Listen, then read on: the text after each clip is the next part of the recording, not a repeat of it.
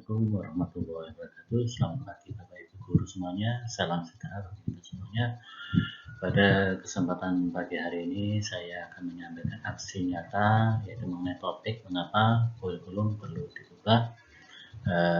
Mohon nanti untuk materi ini video yang kami buat tolong diberi komentar dan beri masukan untuk kemajuan video kami ke depannya.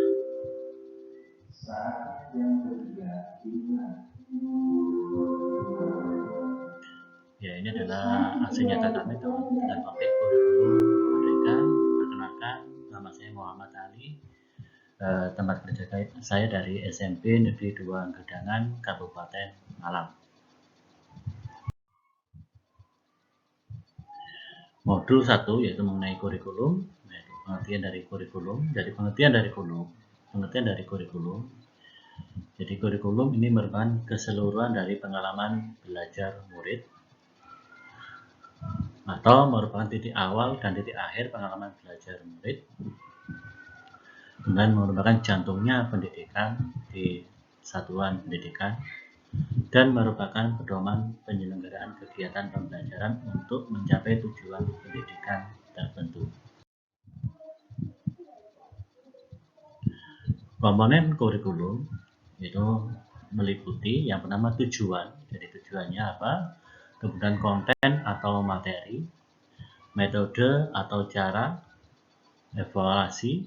Ini adalah komponen-komponen kurikulum.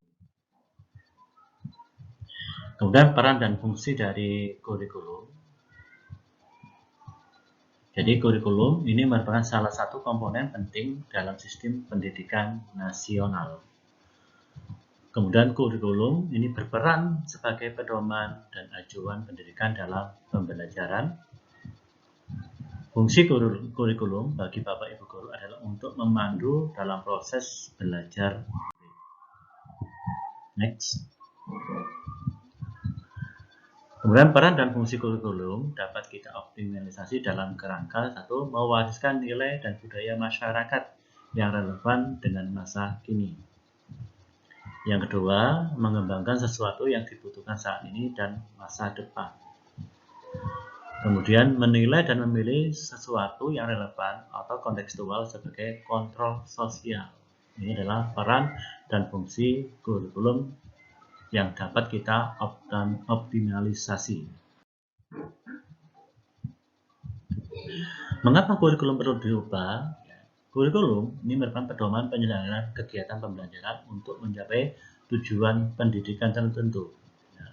Kurikulum yang baik adalah kurikulum yang sesuai dengan zamannya.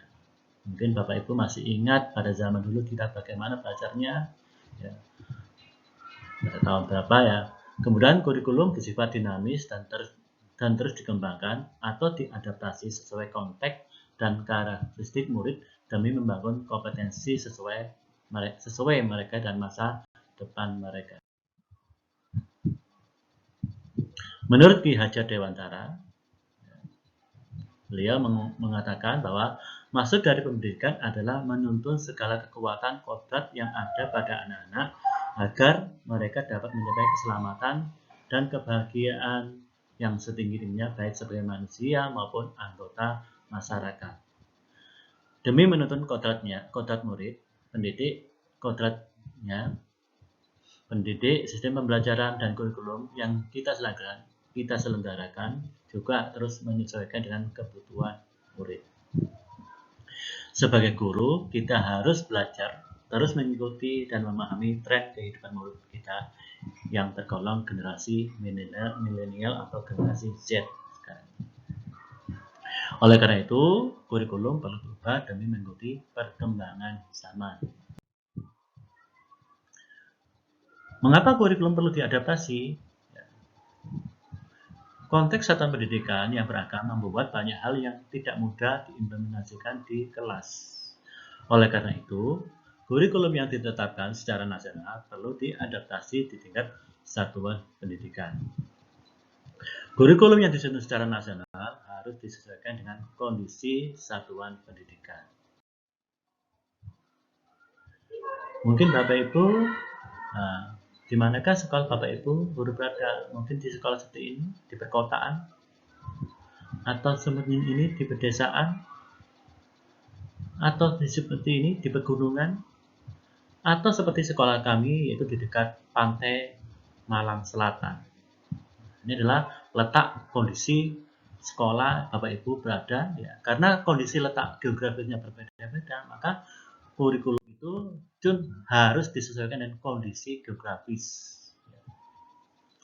Keadaan di sekitar kita yang berbeda-beda, murid kita pun juga berbeda-beda, bisa jadi pembelajaran yang paling berhasil untuk masing-masing murid juga tidak sama. Ada perbedaan lingkungan dan ekosistem sekolah. Perubahan juga terus terjadi di sekitar kita. Hal tersebutlah yang membuat kurikulum dari pemerintah pusat harus lewat proses adaptasi yang terlebih dahulu, harus disesuaikan dengan kondisi sekolah kita. Bentuk adaptasi kurikulum harus sesuai dengan kondisi murid-murid di sekolah. Kurikulum yang seperti ini dinamakan dengan kurikulum operasional satuan pendidikan atau yang dikenal dengan KOSP. Penerjemahan kurikulum tidak hanya dipengaruhi oleh faktor geografis, tapi juga dipengaruhi oleh faktor budaya dan sosiologis. Kurikulum operasional di daerah perkotaan akan berbeda dengan kurikulum di daerah pedesaan, pegunungan, atau sekolah yang dekat pantai atau laut. Kemudian, kurikulum operasional satuan pendidikan ini merupakan dokumen hidup sehingga dapat disesuaikan dengan kebutuhan murid. Tentunya setelah refleksi yang telah dilakukan oleh seluruh pemangku kepentingan. Ternyata dokumen kurikulum sangat dekat dengan kehidupan kita sehari-hari. Ini bisa kita rasakan. Bahkan kita bisa turut mengembangkan dan menyesuaikan demi mencapai tujuan pendidikan nasional. Kita juga bisa memenuhi kebutuhan murid yang memiliki banyak keunikan dan keanekaragaman. Keanekaragaman latar belakang dan kemampuan murid ini merupakan tolak ukur dalam adaptasi KOSP. Kemudian tujuannya adalah untuk memastikan bahwa setiap murid akan berkembang sesuai dengan zamannya. Jadi murid kita hari ini tidak sama dengan kita pada saat dulu belajar. Zamannya sudah berbeda. Ya Bapak Ibu, berikutnya adalah mengenai refleksi. Mohon nanti dituliskan, refleksi yang dituliskan ya.